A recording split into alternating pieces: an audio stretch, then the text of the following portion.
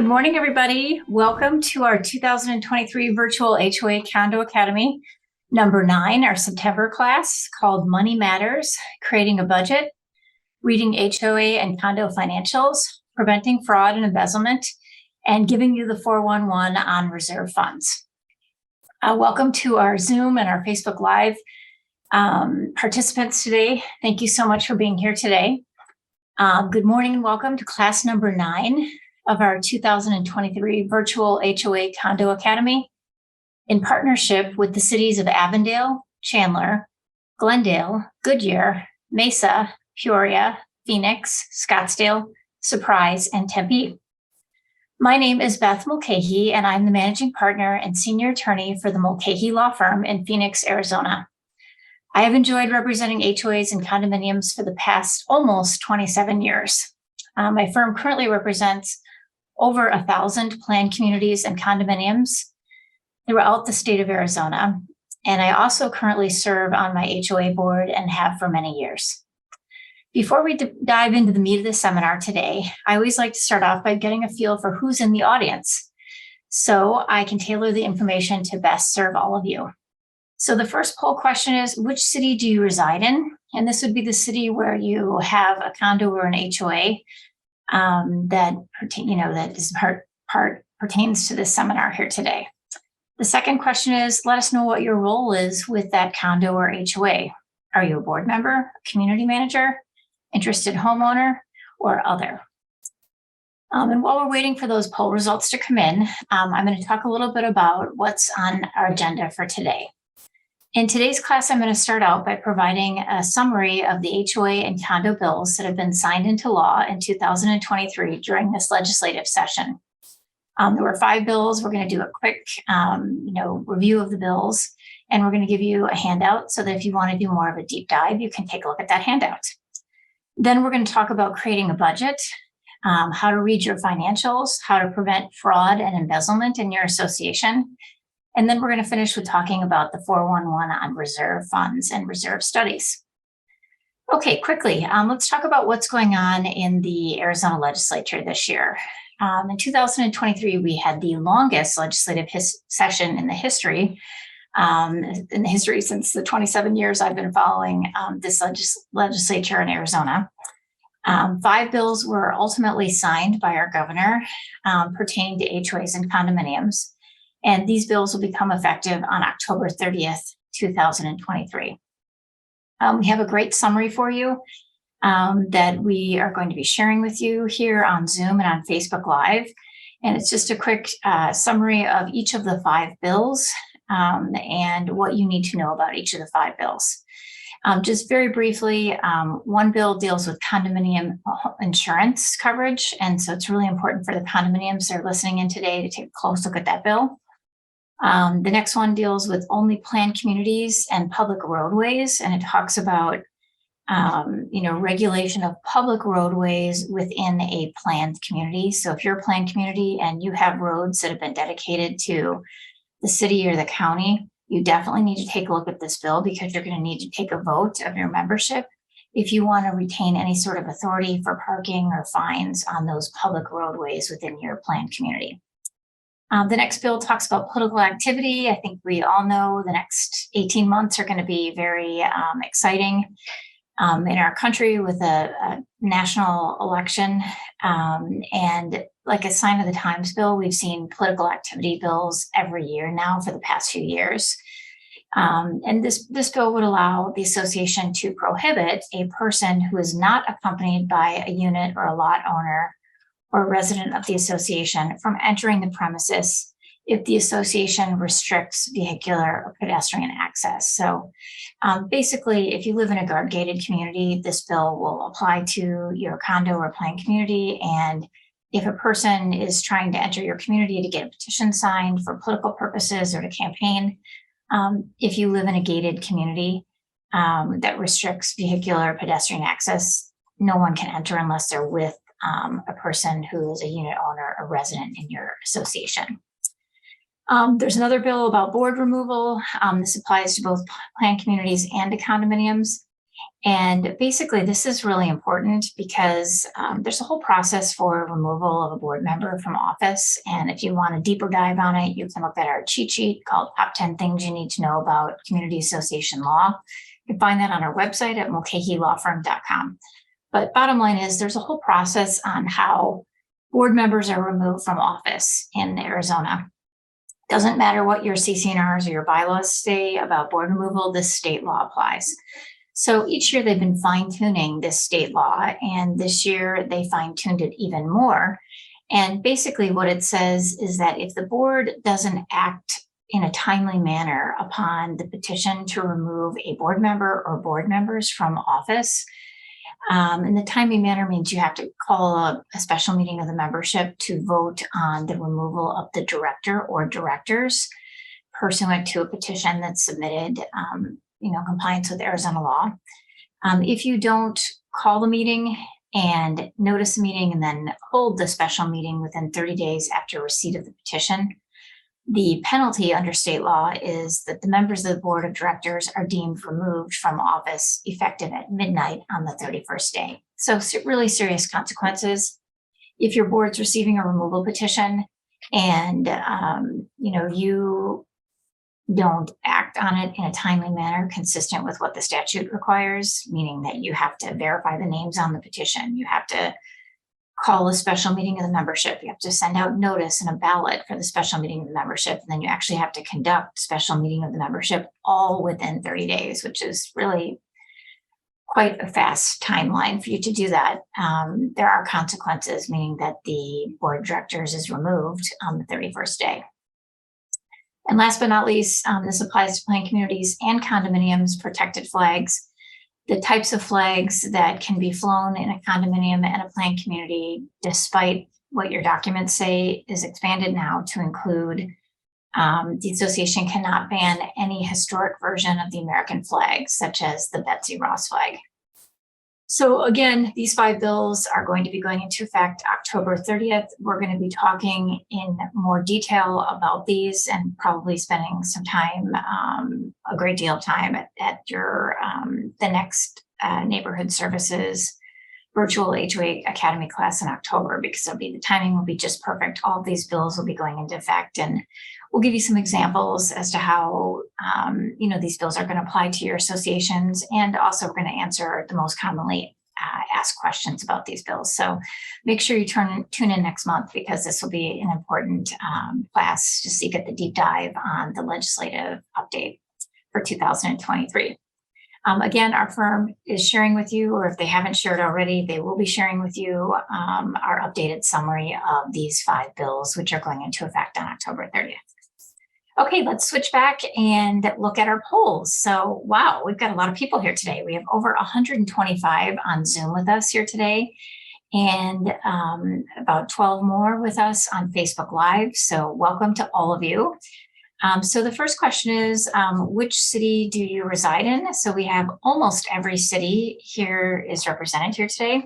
So Chandler has 5%, Glendale 3%, Goodyear 6%, Mesa 17%, Peoria 8%, Phoenix 23%, Scottsdale 27%, Surprise 6%, and Tempe 5%. So our winners this week of the highest participation are going to be Scottsdale number 1, Phoenix number 2, and Mesa number 3. So great job to all these different cities, and let's try to get some people from Avondale for next month, and we're working on that, don't worry. Okay, poll question number 2 is, what's your role with the community? So 65% of you are board members for your community. 19% are interested homeowners, and 14% are community managers. So we have, a large, majority of board members, but we also have, a number of community managers, which is awesome, and also a higher number of interested homeowners than we usually have. So welcome to all of you.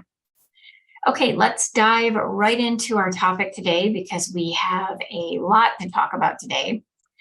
Basically, what we're talking about today is money, and money matters, and what are the different aspects of running an association that, where financial savvy and financial knowledge is important.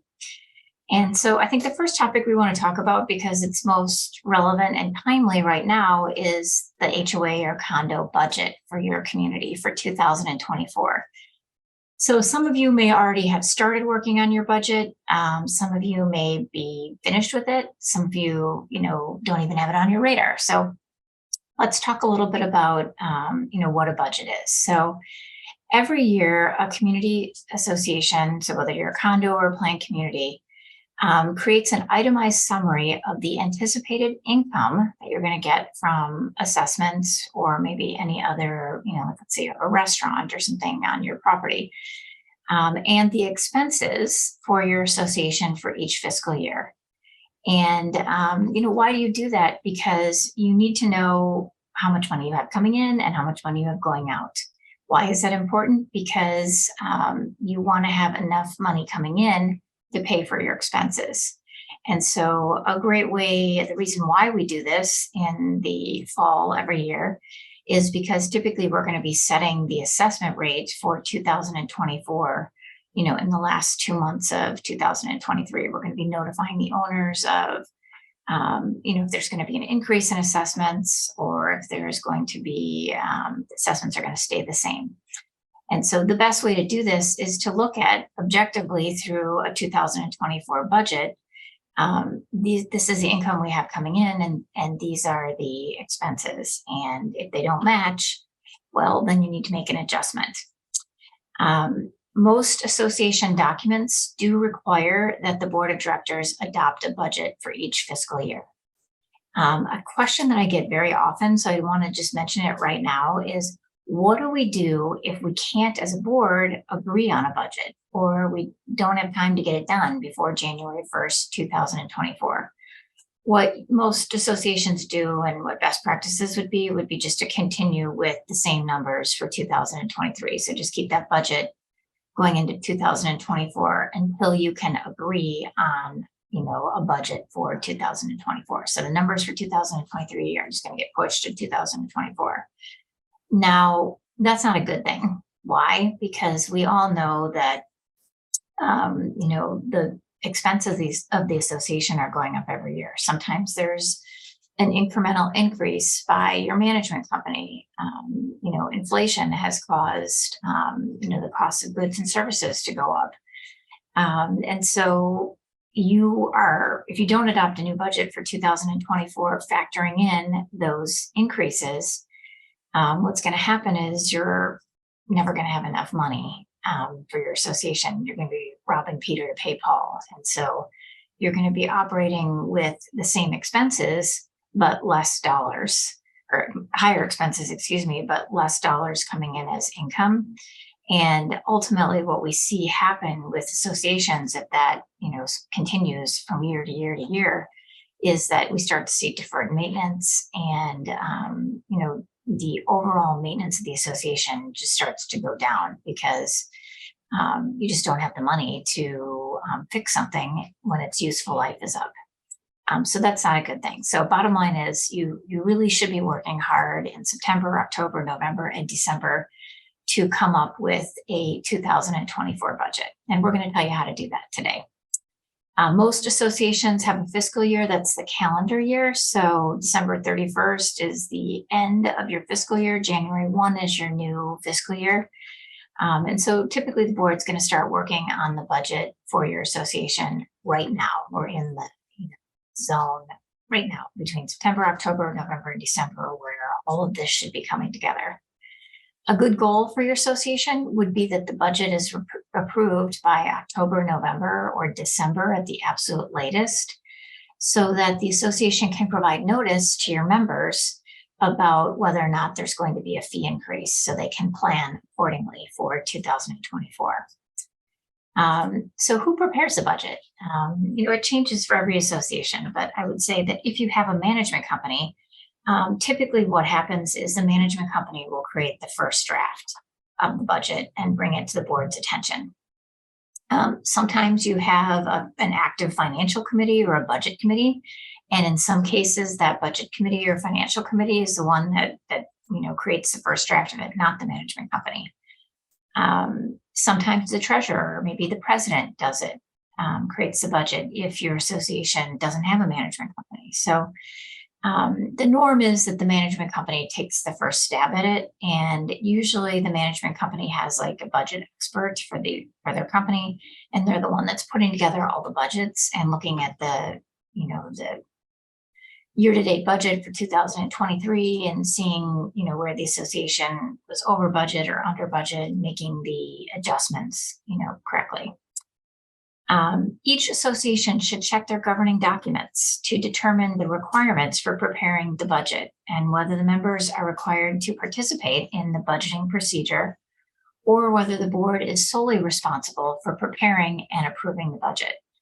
In some cases, if you're a condominium, the budget may need to be approved by the membership at a regular board meeting. And so you want to make sure you're checking your documents to see if you're one of those condos that has that requirement.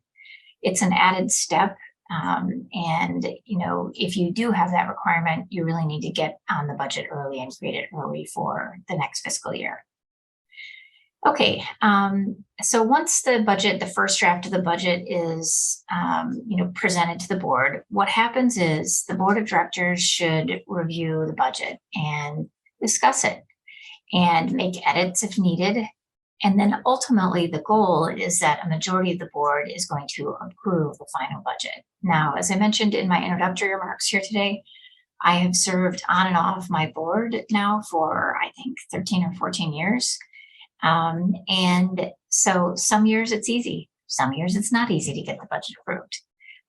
Surprisingly, this year we approved the budget for 2024 in July or August, which is actually kind of shocking.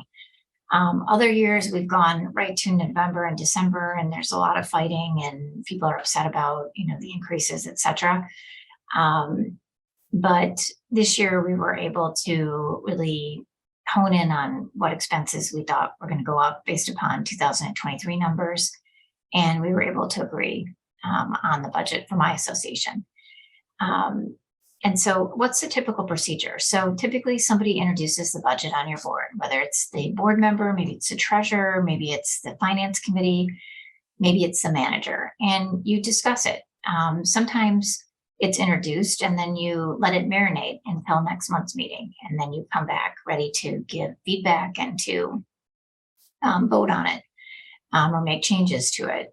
So it really just depends. Every association is different in this way. Some associations, they rely on their management company's expertise, and the management company gives them a suggestion and they rubber stamp it. Other associations, really do a deep dive on the budget and they spend time discussing it line by line. So it really just depends on, the level of detail that your board wants to have on the budget for next year. A couple of things to think about also at this time are, do we need membership approval of the budget? Remember I talked a few minutes ago about some condos, if it's in your CC&Rs, that the members have to approve the budget. That's an extra step. And so after the board approves the budget, then the next thing would be to just notice at a regular board meeting that the 2024 budget is going to be discussed. And, the way that the law reads is that if, more people object to the budget at this next board meeting than approve the budget, then it's not approved. So have I ever in almost 27 years seen that happen? Never. I've never seen the homeowners, essentially block a budget. So it's very unlikely that something like that would happen. The budget should be, like I said, reviewed and ultimately approved by the board of directors. When you're discussing the budget, these are some things that I think is important. So whoever is introducing the budget to the board, and the homeowners are in attendance too, of course, so they're listening to this sometimes very carefully because they're worried about finances. So first things first, when you're presenting the budget, present the backup information on how the line items were determined and how estimates were obtained. So, provide simple information that's easy for everybody to understand. Discuss only the most important items. Like if the line items aren't changing from 2023 to 2024, you really don't need to spend a lot of time talking about it. But like, let's say that your electric bill is going to go up 25%. I think your electric, funds that you are putting aside for the budget are going to go up by 25%.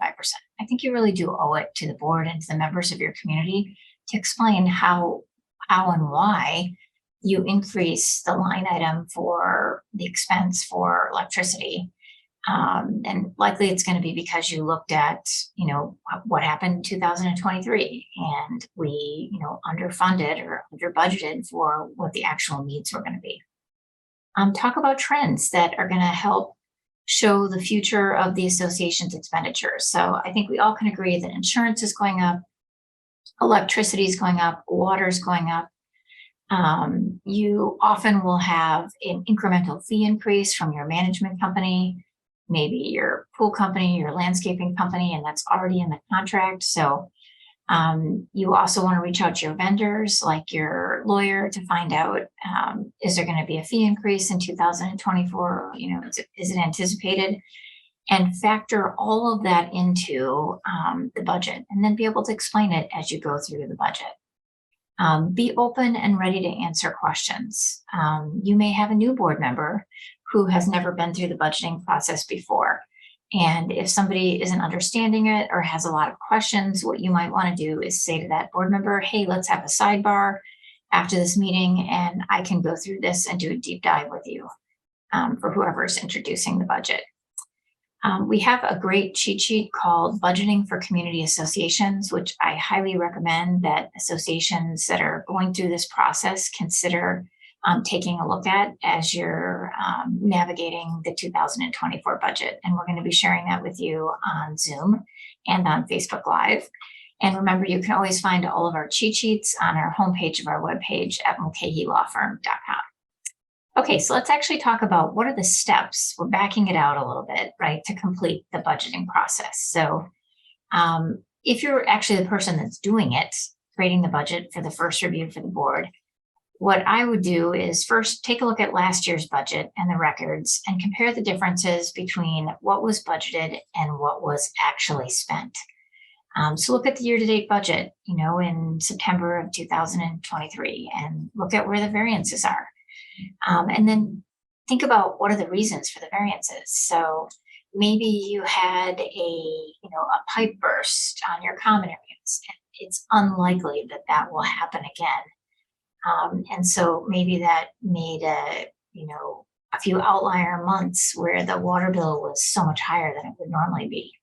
Or maybe the trend is that we're seeing that electric is significantly more expensive going forward, and that's not going to change. Or maybe, we're seeing that we give increases in wages to our employees, factoring that into the budget amendment. So, look at last year's records of 2023, and then think about going forward. Really think about, okay, is that going to be an increase or a decrease that is going to carry through into 2024? Think about what the needs are for the community for next year. So does the annual assessment need to be increased because we're seeing an increase in delinquencies and owners who aren't paying their assessments? Or are we seeing an increased cost of operation in the association, to pay bills, or to meet the demands of higher wages that are being required to keep and retain quality employees? Is it anticipated that the board's going to need to make new expenditures that are going to benefit the community? Like, are we going to have to buy a golf cart or that we haven't had before, or are we going to outsource some sort of a service where we handled it in-house before and it may cost more money? And then really look at the best way to do this is you do it on an Excel spreadsheet. Because with the formulas already, entered in there, and I have a sample Excel spreadsheet for a budget. If anybody wants it, all you need to do is email me at bmulcahy@mulcahylawfirm.com, and I'm happy to give it to you. The great thing about doing a budget and an Excel spreadsheet is that if the formulas are already in there, which my sample one has all the formulas in there, it automatically computes it. So the great thing is let's say that you compute a 28% increase in electricity, right?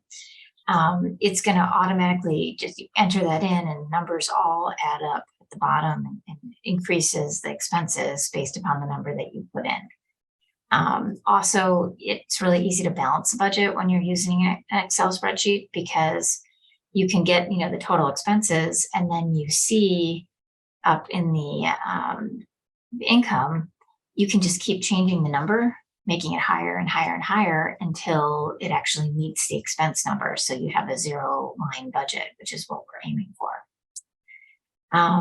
Also we need to think about the future. What are the needs for the association for the future? Do we need to be making reserve contributions to fund long-term capital projects for your community? Do we need to have our reserve study updated, which, incidentally, I think a good rule of thumb on this would be getting your reserve study updated about every 5 years. And if so, hey, that's probably going to be somewhere between $800 and $2,000 for that new reserve study. Does a larger percentage of the annual assessment need to be directed to the reserve budget? So do we need to have a line item on the budget where every month, like my association where I live, every month we put $35,000 into our reserve account for our association. And that should all be included in the budget. It shouldn't just be like, oh, well, if we have an extra 10 grand this month, let's put it in the reserve. No, you need to be planning that every month based upon the numbers that are given to you by a reserve specialist who's evaluated how much money you need in the reserve. And we're going to talk a little bit more about that towards the end of the presentation. Asking your association vendors questions. Like I said, are you going to increase your rates in 2024? Look at the contracts for the association, because like I said before, maybe the management company has a step up percentage each year that you pay more each year the contract moves forward. Maybe the landscaping company has a step up, or the pool company. So you need to factor that step up in terms of how much the expense is going to be for that vendor. You also need to plan for the unexpected and miscellaneous expenses. There should be a line item in there for miscellaneous expenses. A good way to come up with that number is look at the past 2 or 3 years and look at things that came up that weren't budgeted for. And, consider, maybe it's 10 grand, maybe it's 50 grand, maybe it's 100 grand. It just depends on what the needs are of your community and what types of things have come up in the past that were unexpected. Then after you do all that information, you're going to put that information into, a spreadsheet. And like I said, the Excel spreadsheet is the best one. And, if you need a sample budget, like I said, I can send it to you and it'll show you how we divide up the categories and how the formulas are written so that the numbers all add up and make it really easy for you if you're creating a budget. Most management companies already have a formula in place and their own spreadsheet. So if you're using theirs, I would continue to use theirs. But if you're an association that's self-managed or you are doing it yourself, the budget for 2024, my spreadsheet could be very helpful to you. And so basically, like I said, after you do all this hard work on the front end on the budget, then it kind of comes to the fun part where you put it into the spreadsheet, you put the numbers into the spreadsheet, what each line item is for expenses, and then each line item for income. And then you look to see, is it balancing?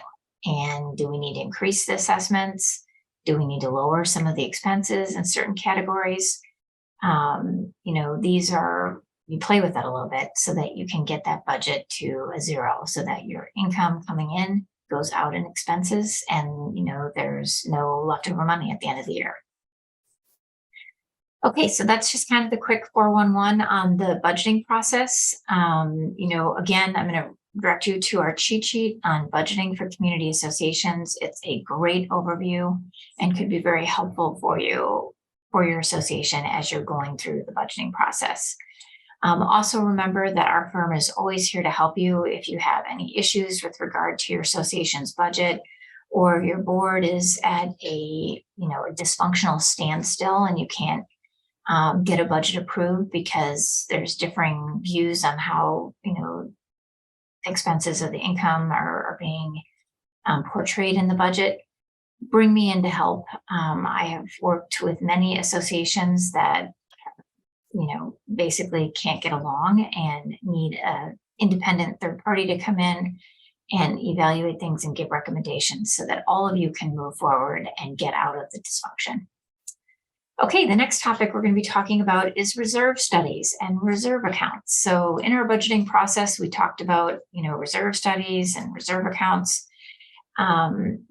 Just as a starting point, we're going to start with a poll. And so just out of curiosity, want to make sure everybody's still awake 34 minutes into the presentation here today. I have poll number 3, which is, has your association conducted a reserve study for your community? So either yes, no, or I don't know. And if you're joining us on Facebook Live, if you wouldn't mind just answering that question in the comment section on Facebook Live, we'll factor in your feedback too. Okay, so we're going to kind of move forward while I'm waiting for the poll results. Actually, they're already in. So 75% of you have already conducted a reserve study. That's awesome. 16% say no, and 9% say I don't know. Okay, so I'm very happy to hear that of, the 133 people live on Zoom and maybe 12 or so more on Facebook Live, that we have such a good representation of you that have a reserve study.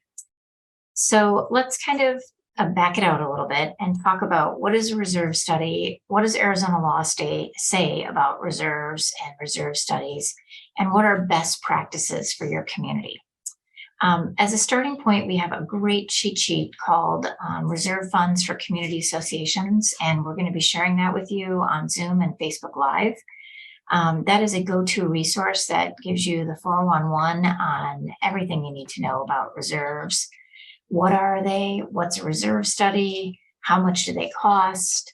And we're going to be talking a little bit about the main points on that here today. So I encourage you to take a look at that cheat sheet.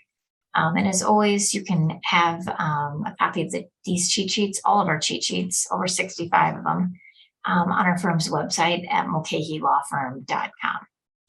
Okay, let's talk about reserve funding. What's the purpose of reserve funding? The purpose is to allow an association to plan for the repair, maintenance, and replacement of the association's assets as the community ages. So it's kind of like a savings account for your association to plan for future capital improvements that are going to fail or are going to age and need to be replaced over time.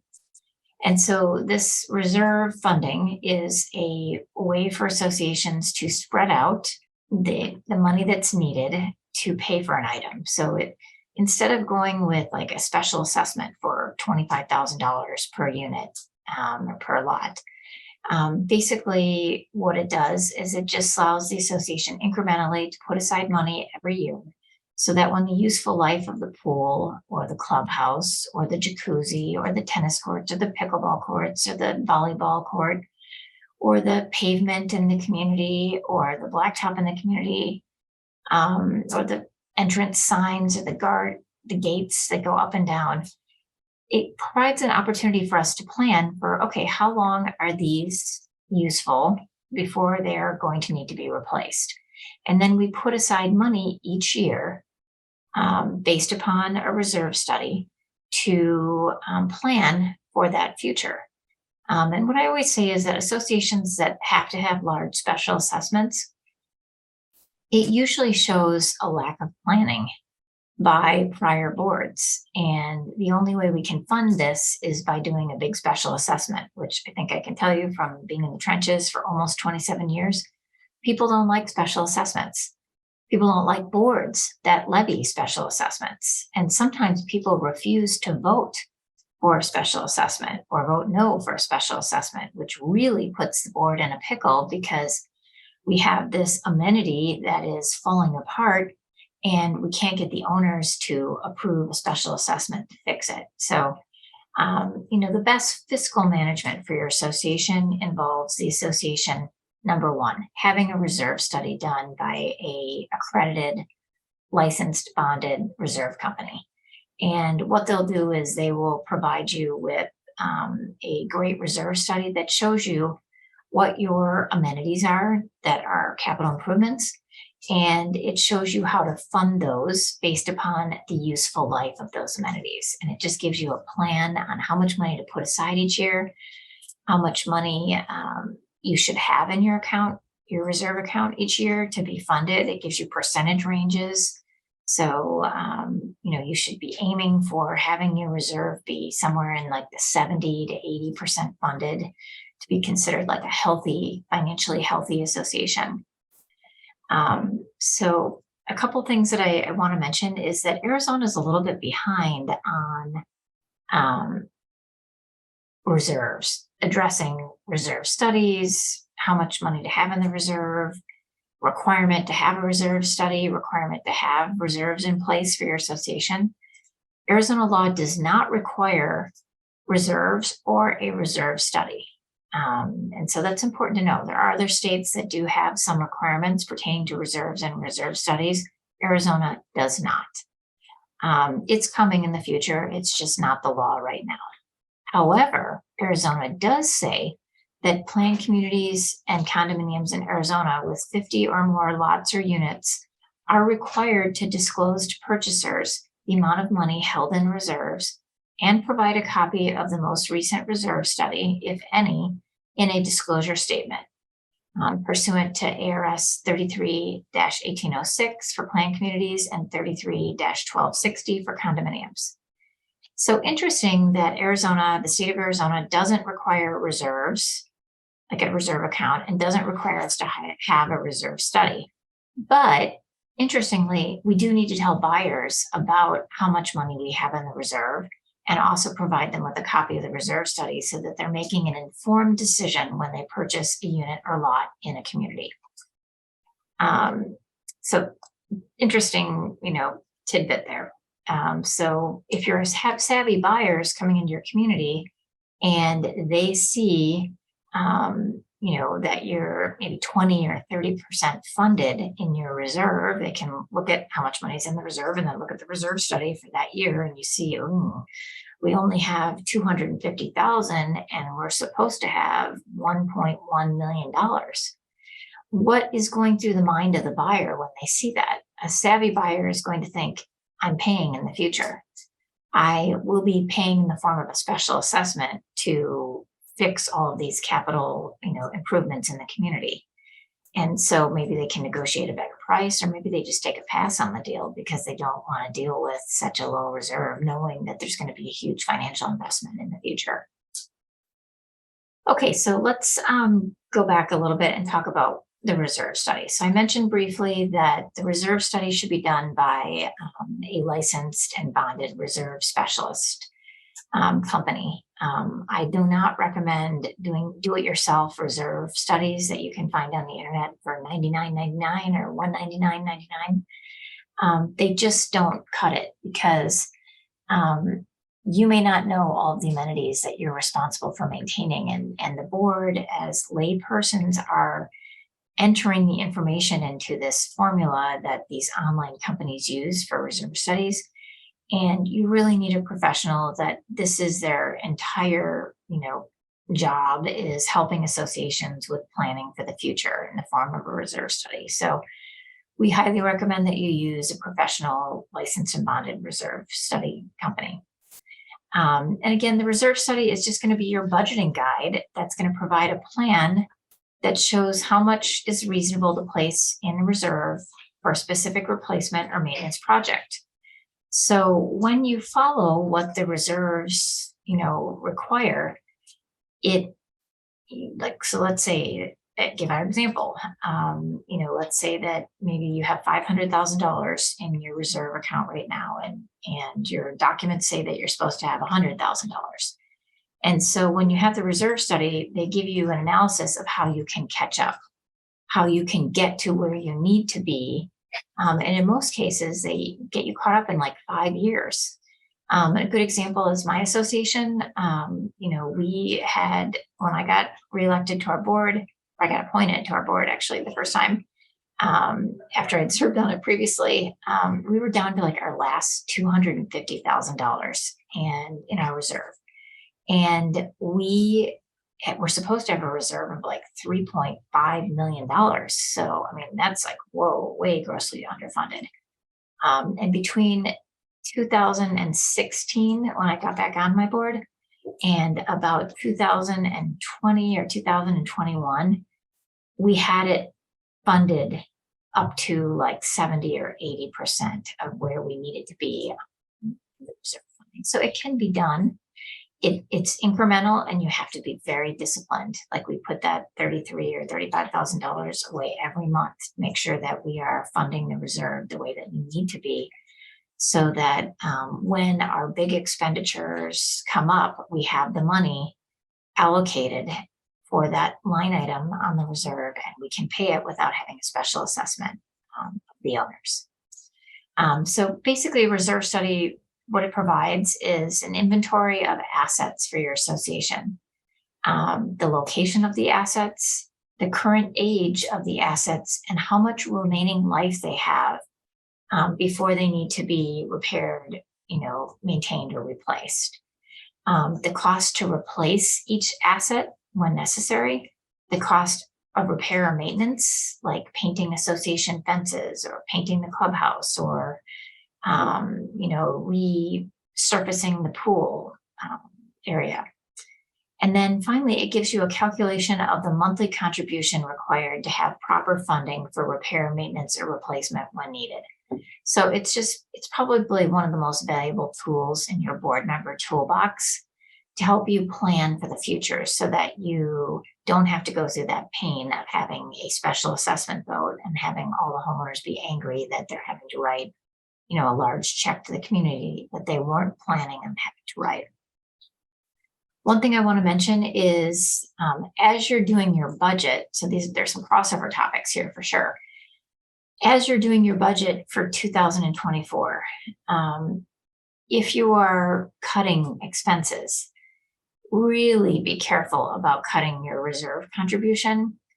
And here's why: because you're setting yourself up, if you're doing that every year, you're setting yourself up for a big special assessment in the future. And so we really encourage boards to do the incremental increases each year to your assessment rate. You should be doing at least cost of living increases if your documents allow you to do that with voter leadership. And the worst thing I hear from boards sometimes is, we're doing so well, we haven't raised our assessments in 12 years. And I'm thinking to myself, that is the worst thing you could have possibly just told me, because I now know that you are not financially savvy. You are not looking at the expenses for your association that are going up every single year. And now you are behind and need to play catch up. And it's just a really bad place to put your association in, especially like if a lot of board members say, I just want to get off this board, I don't want to be on it anymore. You don't want to turn it over to the next group that's coming in to run your board with a whole bunch of problems. So be fiscally sound, manage this in a fiscally sensible way. And the way to do that is get a reserve study, follow the recommendations of the reserve company. I mean, maybe you say to the reserve company, hey, we don't want to be 100% reserved, 100% funded in the reserve. We're happy with 60, 70, or 80% funded. And then have them back it out and tell you how much money you need to put in each year to get there over a period of time if you're behind on anything. How much do reserve studies cost? I mean, really, it could be anywhere from like $800 to $3,000 or $4,000 or $5,000, depending on how large your association is and how many amenities that you have. What are some reasons for establishing the reserve fund? I think, we talked about this before, but buyers aren't going to want to buy in your community if they see that disparity between what the reserve study says and how much you actually have in the reserve. It shows that there's going to be a special assessment in the future, and it shows that the board hasn't been, managing this in a fiscally sound way. It's a planning tool. Another benefit of the reserve study, it's a planning tool so that there's less stress on the board and less stress on owners having to come up with a large, payment, in a short period of time to meet a special assessment. It also meets some fiduciary and legal requirements that you're acting in the best interests of the association if you're serving as a board member. It distributes evenly the contributions of prior members and current members. So it's kind of unfair if somebody's lived in the association for 30 years, right? And then they sell their home or their unit to, a third party, and then bam, the third party just moved in, has only been to the pool once, and now they're paying a $30,000 special assessment, right? And so it's fair in that it spreads it out over the history of the association and the history of the owners so that everybody's paying their fair share. A reserve fund minimizes or negates the need for special assessments. I've said that multiple times here today. And having a reserve fund that is adequately funded enhances the resale values because associations have to disclose information about the reserve fund, how much money you have in there, and then also a copy of the reserve study. So if a savvy buyer is looking at this and they see that you're 60 or 70% funded or 80% funded, which is kind of the sweet spot for reserves, to show that you're doing what you're supposed to be doing, adequately in terms of funding for the future, it's just a good sign, and it's going to enhance your resale values for owners that are looking to sell their properties. We talked a little bit about how much a reserve study costs, what should not be included in a reserve study. Budgeting for assets that would have an estimated useful life equal to or greater than the community itself are typically excluded from reserve funding. Some examples would be like the complete replacement of elevators. Maybe some insignificant expenses would also not be included. Although I will say this on the elevators, my association, we do include that. We also include pipes.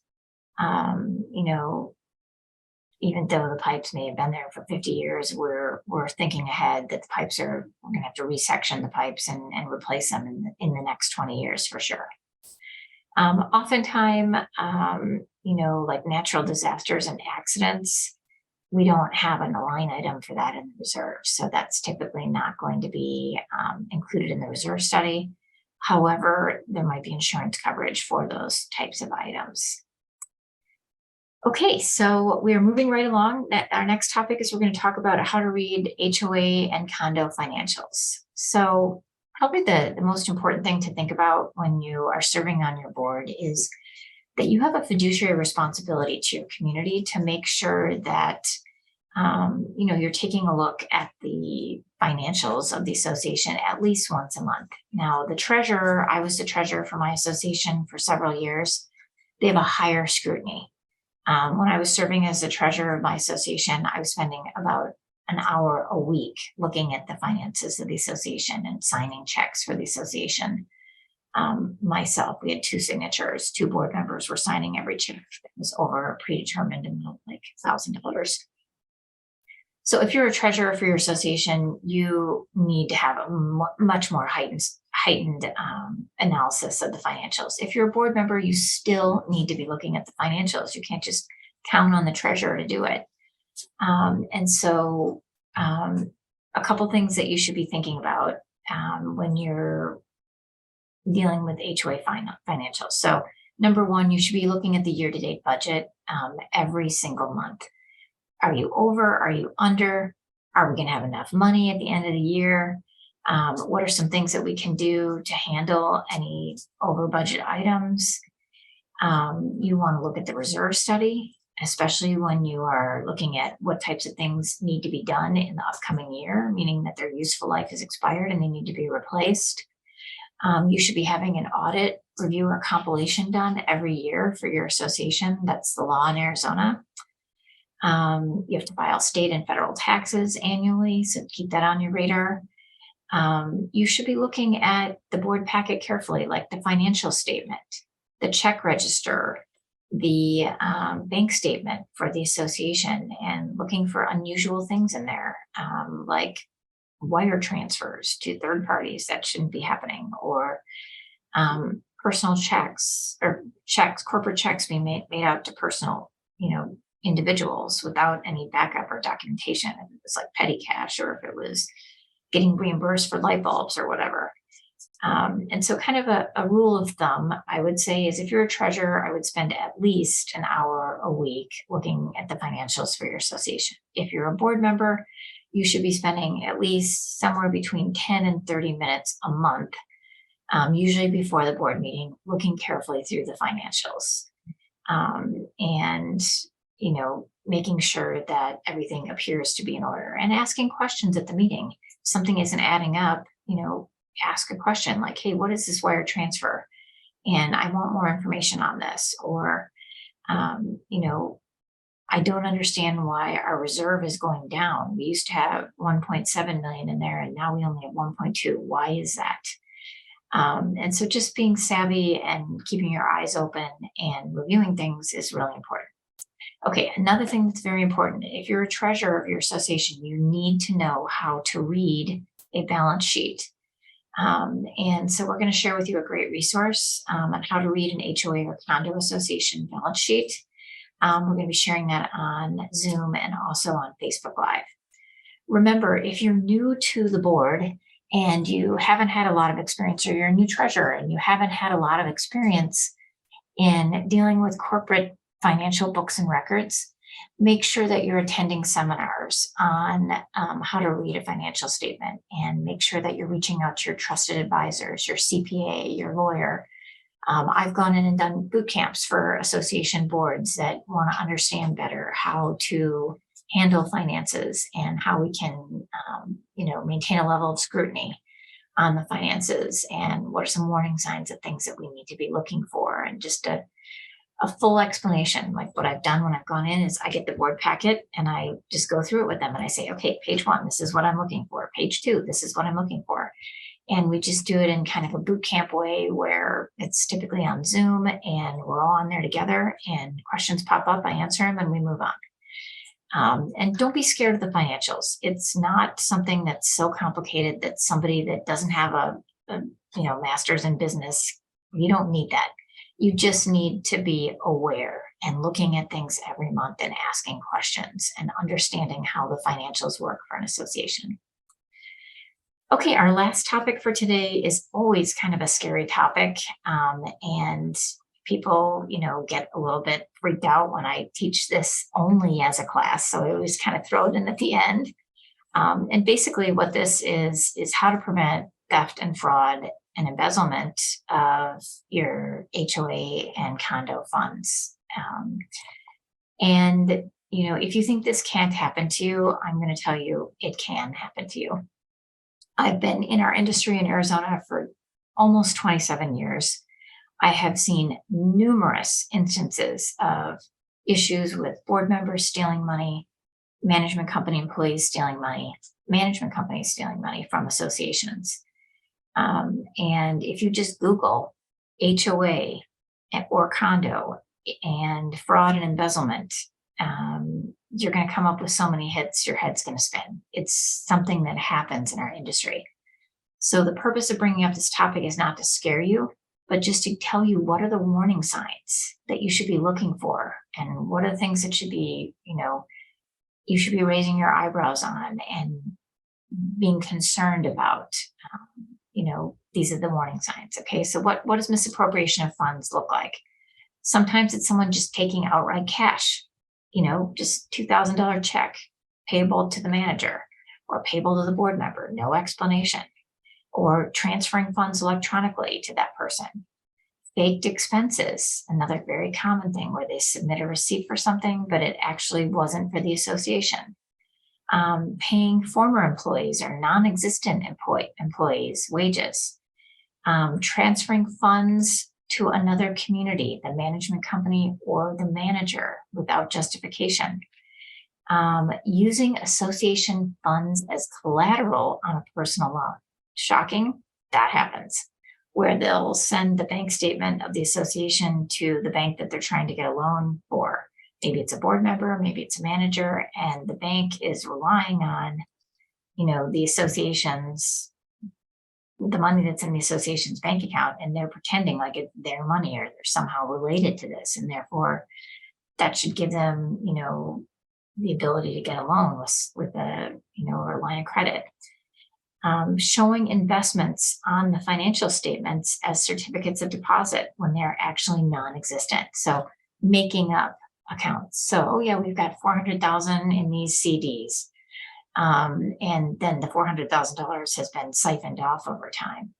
And so making sure that you're seeing the actual document from the bank, or from the company that's, organizing the CDs is very important. Another thing we see is manager paying their personal bills with association funds. Okay, what are some warning signs that should be danger signs for your community if you see these things? These are warning signs that something isn't right and that there's possible fraud or embezzlement going on. So you're never given the bank statement or a reconciliation. So they're missing, you don't see them for many months. Or maybe the manager writes up their own personal summary of what's in the bank account. No, you need to see the bank statement and the reconciliations every single month. General ledgers that aren't balancing, missing and altered documents. So if you're getting a bank statement, a copy of the bank statement, and it's obvious that somebody's like copying over things, that should be a warning sign to you right there. I want to see the original, or I want to get electronic access to the bank statements. Unexplained cash shortages. This is so prevalent, where the association's getting a bunch of overdraft charges.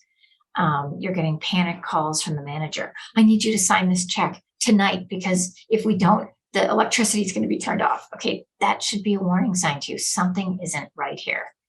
Unauthorized credits to receivable accounts. So maybe somebody owes the association money, and all of a sudden, guess what? There's a big credit. Well, maybe you need to check into it. If this is kind of like a deadbeat that you're like, oh, that would never happen. Increased past due accounts, meaning that we owe everybody money. We're 2 months behind on paying the lawyer, 3 months behind on paying the landscaper. All should be warning signs. Duplicate payments to vendors. So I know I sign checks for my association, so I know how many bills we have each month, electric bills and water bills. If they slip in an extra one, I would catch it. Would you? If you're signing checks or you're looking at that, you should know how many meters there are and approximately, how many checks are being issued. Unexplained overdraft and other bank charges. We talked about that a little bit. Unauthorized purchase transactions and payments for unspecified services. So, they're using the Home Depot card for your association or the credit card for your association, and you don't know why it ABC nails for a manicure, right? I mean, it just doesn't make sense. And so these are all common things that we see. Okay, so what are our tips? Now I've scared you, right? So let's talk about what can we do to prevent this going forward as a board. So keep association records up to date. Do not let your management company treasurer fall behind on giving you copies of your bank statements and your financial statements. Even if you're not having a board meeting, still require that they provide you with the board packet on financials. Make sure that the reserve funds are controlled by the entire board, not by the management company alone, not by one board member alone. In order to move money out of your reserve account, which should be your most, significant amount of money in one place, you want to make sure that you assign the control of that to the entire board. So the only way that money gets moved is if the entire board signs minutes saying the money gets moved. Make sure that monthly financial reports are prepared and made available for board review. And in the monthly report, this should be right in the packet: a balance sheet, statement of revenues and expenses, a comparison of actual revenues and expenditures to budget amounts. This is known as a year-to-date budget. The bank statement, CD statements, anything that pertains to the financials, the bank statements, they shouldn't just give you a couple pages of it. You should get every page of it, including the canceled checks. Another thing that gets me a lot of heat from management companies when I say this, but I don't care, I think it's the right thing to do, is require 2 signatures, including at least one board member, on all checks or transfers greater than a pre-designated amount. So like for my association, it's $1,000. So anything over $1,000, we need 2 signatures of board members. Prior to signing checks, whoever's signing them, make sure you put your glasses on. make sure you actually read the backup information. So the check's usually on top. You look at the check, you look at the amount and the person that's being paid, you flip it over, you look at the bill. Is it past due? That's a warning sign. There could be a problem. Is the amount that we're paying the amount that's owed? Is it our association? I've had so many cases over the past 27 years where the management company is having Association A mistakenly pay the bill for Association B. At one point, in a long time ago, we had, a situation that we were made aware of that a management company paid a water bill, which is, as we all know, very expensive, for like 14 years for the wrong association. And then the association finally discovered it. And guess what? The association that they were paying it for didn't have the money to pay him back. So just a mess that all could have been avoided if, the board members signed the checks and reviewed the backup information. Review bank statements and reconciliations on a monthly basis. Keep only a small amount of petty cash on hand and in a secure place, and then have a procedure for keeping track of petty cash. Require receipts.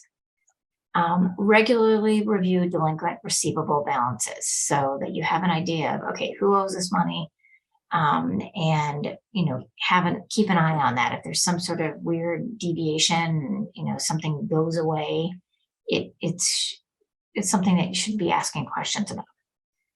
Make sure that you have adequate fidelity insurance to cover the volunteers and employees who handle funds, and also enough to cover if the management company or your manager steals money from your association. Arrange for directors and officers insurance in the event that the board is accused of financial mismanagement. If maybe somebody steals money from the association, the board could be sued for your manager taking money from the association because you weren't carefully overseeing them. So you want to have the fidelity bond to cover the money that was taken, and then you want to have D&O insurance to cover the board in the event that you're sued because of mismanaging, not watching carefully the manager or maybe another board member. So that's dual levels of insurance that you really need. Don't forget about that annual audit, review, or compilation that should be done annually for your association. That is the law in Arizona. Unfortunately, the law is kind of loosey-goosey, and it says that you only have to have an audit done by a CPA if your bylaws require that. But best practices, of course, would be to have an audit every year if your association can afford it by a CPA. Here's a really important tip.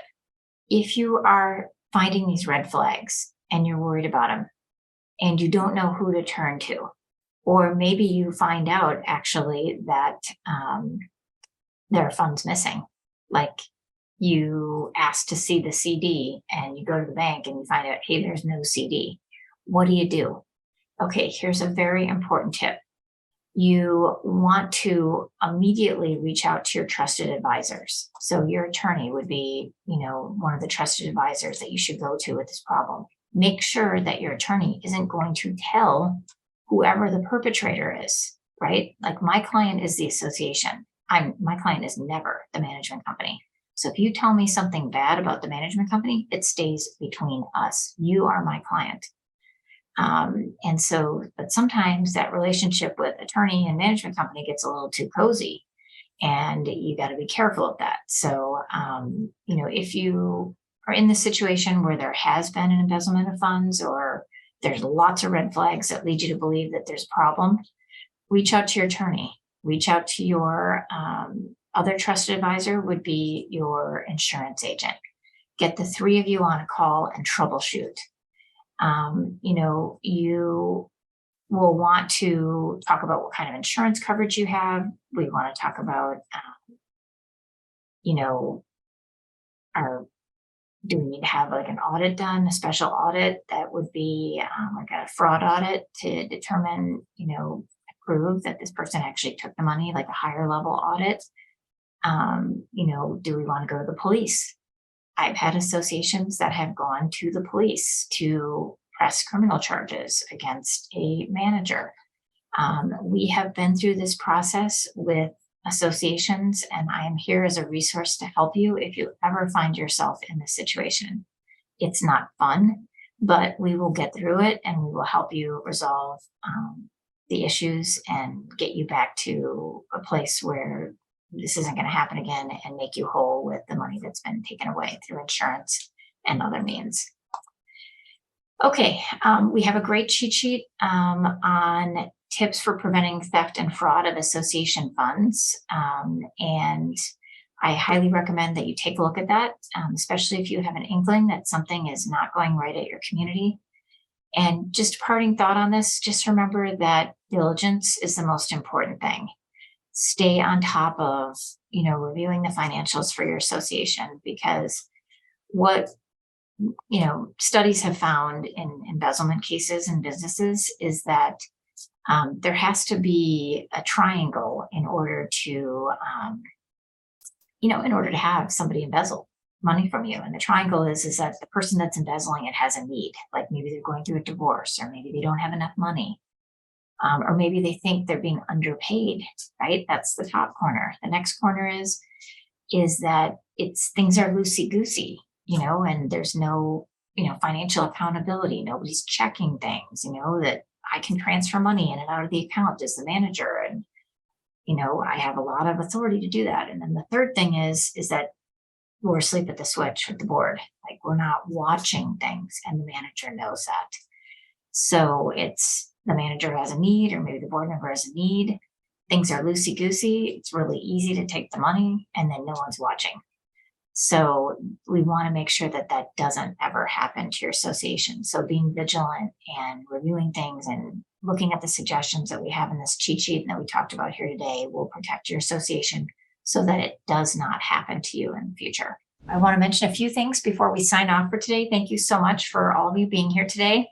At one time, we had almost 150 live viewers on Zoom and many others on Facebook Live. So great for all of you to be here today. Thank you for taking time out of your schedules to want to learn more about financials in your association. Our next learning opportunity is going to be Friday, October 6th at 9 a.m. We're going to be hosting a virtual First Friday free call-in, where I will answer HOA and condo questions live for your association. Some additional details can be found on our website. And questions can be submitted now through the morning of October 6th at 8:45 a.m. Also, we're going to be conducting another Neighborhood Services virtual HOA Academy class on Tuesday, October 17th. And the topic is going to be legislative update. We're going to be looking at the ins and outs of the 5 new laws that are going to be going into effect on October 30th. And we're also going to be talking about hot topics pertaining to associations. So we're going to be diving into the industry's hottest topics, such as green initiatives and associations, electric car charging stations, you name it. We're covering what the hottest topics are in our industry right now. So please don't forget to join us for those 2 dates, First Fridays on October 6th, and then our Neighborhood Services virtual HOA Academy class on October 17th. We want to give you plenty of notice. We have a little change in date alert. Remember that Thanksgiving's a little bit earlier this year. It's actually on my daughter's birthday. So this year, we're going to be having our Neighborhood Services virtual HOA Academy class a week earlier than Thanksgiving. Now, note, we normally have that class the third Tuesday of every month at 11 a.m. In November, we want to give you a heads up nice and early that we're going to be having it on Tuesday, November 14th, just so that we don't catch any of you on vacation or getting your turkeys prepped or whatever that week. So we're going to be changing that class to a week earlier, and we'll continue to publicize that and have that information on the website. Okay, lastly, please consider leaving our firm a Google review.